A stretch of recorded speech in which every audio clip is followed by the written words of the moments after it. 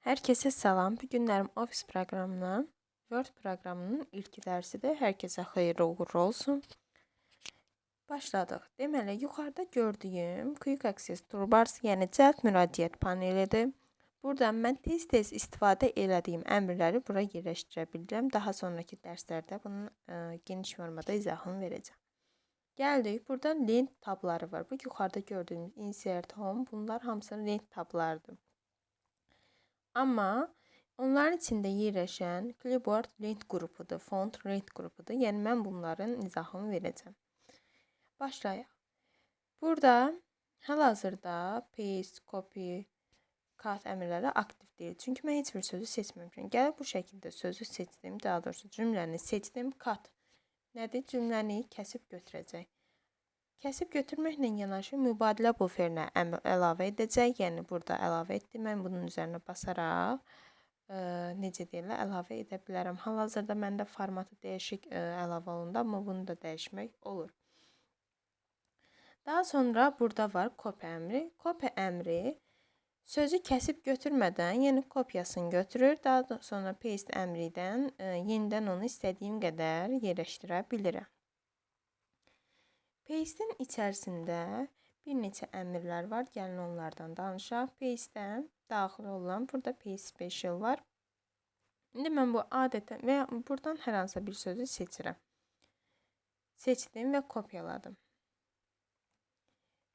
Paste special'da var Microsoft Word dokument kimi. Yəni bu nədir? Hər hansı bir şair haqqında mən şeir yazmışam və onun necə deyirlər, həyatı haqqında məlumat verməliyəm. Və istəyirəm ki, bu sənədimdə qarışıq olmasın. Onda bu sənədin aşağısında, şeirin altında mən bunu yaradıram və Ctrl-Click vasitəsilə keçid edirəm.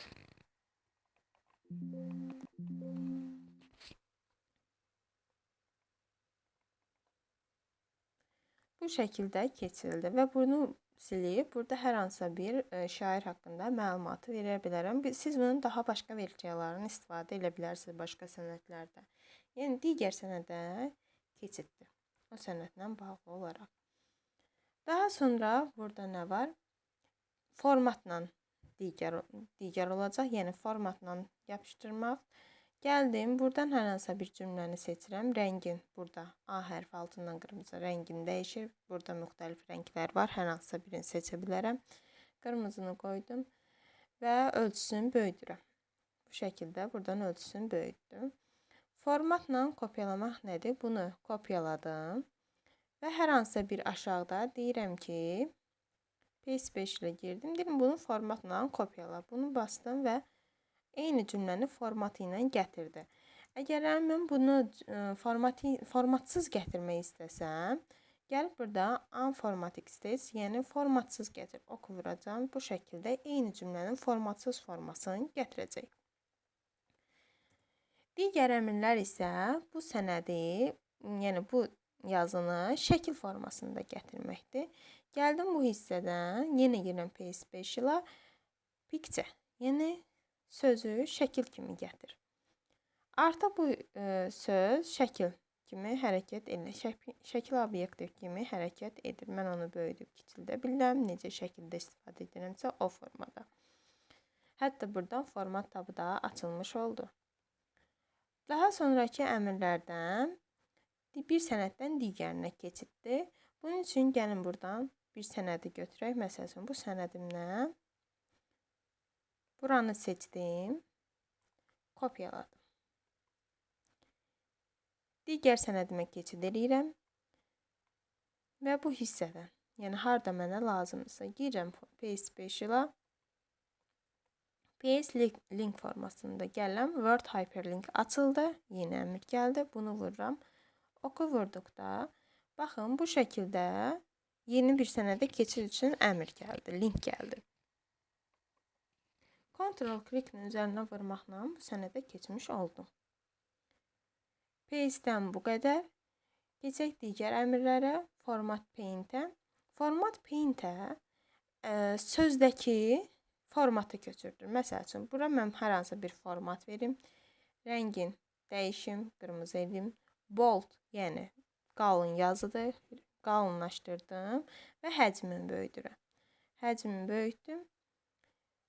Bu mənə aşağıda lazımdır. Eyni format, amma müxtəlif cümlələrdə. Və yaxud da ki, yadımdan çıxıb artıq verdiyim format. Bunu seçilib, gələn format paint-əni vururam. Vurduqda avtomatik bunun, necə deyirlər, formatını götürdü. Hətta cümlələrin üstünə gələndə baxın, fırça işarəsi yaranır. Bu fırçanı hansısa cümlənin üzərinə yerləşdirdikdə bu şəkildə formatı köçürmüş olacaq. Digər bir əmr font, yəni yazının stillərini dəyişməkdir. Cümləni seçirəm. Burada dövlət idarələrində Calibri, Arial, Times New Roman işlədilir. Amma başqa yazılarda, bəzəkli və yaxud da əl yazısında buradan başqa yazılı stillərini də tapmaq mümkündür. Burada yazının həcmin, simvolun ölçüsünü böyüdüb kiçilmək olur. Daha sonra 2 A hərfi var, ikisi də böyükdür, amma biri digərinə nisbətən həcmcə daha böyükdür. Bu yazını ölçüsünü böyüdəcək, digəri isə kiçildəcək. 2 yanaşa, biri böyük, digəri isə balaca, yazının hərflərini böyüdüb kiçiltməkdə bizə kömək edir. Sentences case olduğu kimidir, yəni birinci hərfi böyüklə yazır, digərləri kiçik. Lower case bütün hərfləri kiçiklə yazır. Baxın. Burada D hərfi böyük idi, artıq kiçik oldu. Upper case bütün hərflər böyüklə yazacaq.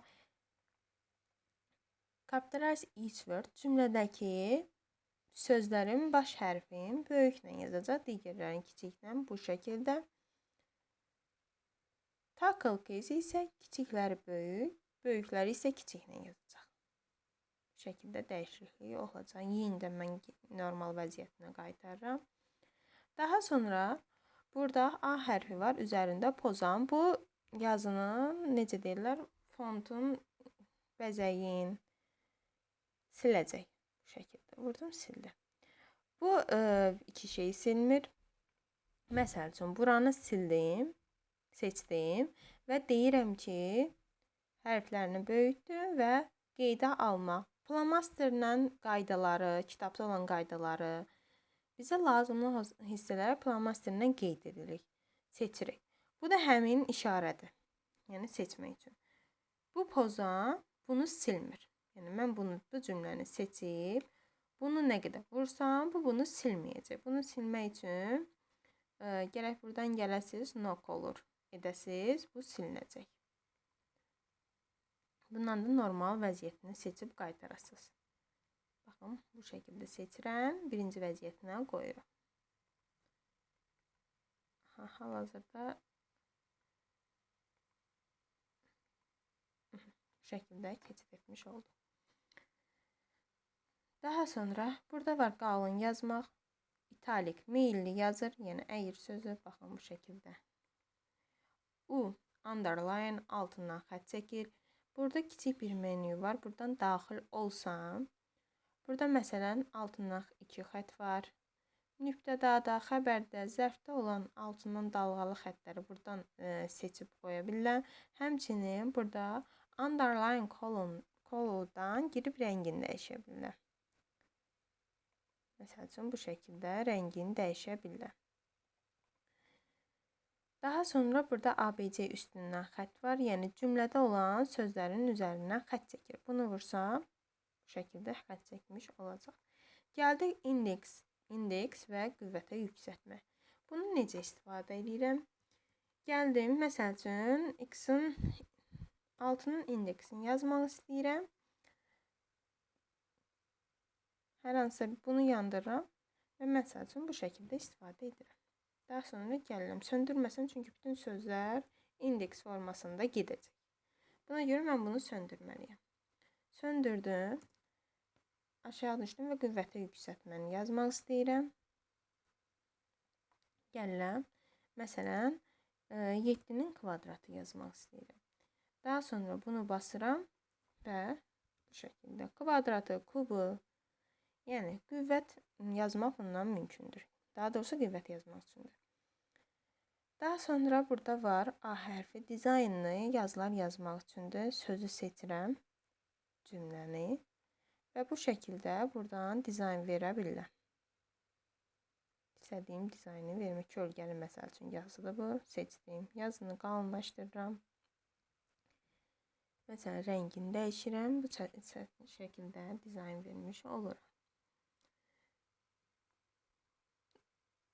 Bugünlük bu qədər. Yəni fontla clipboard keçdik. Daha sonraki dərslərdə isə bunları keçəcəyik. Hələlik sağ olun.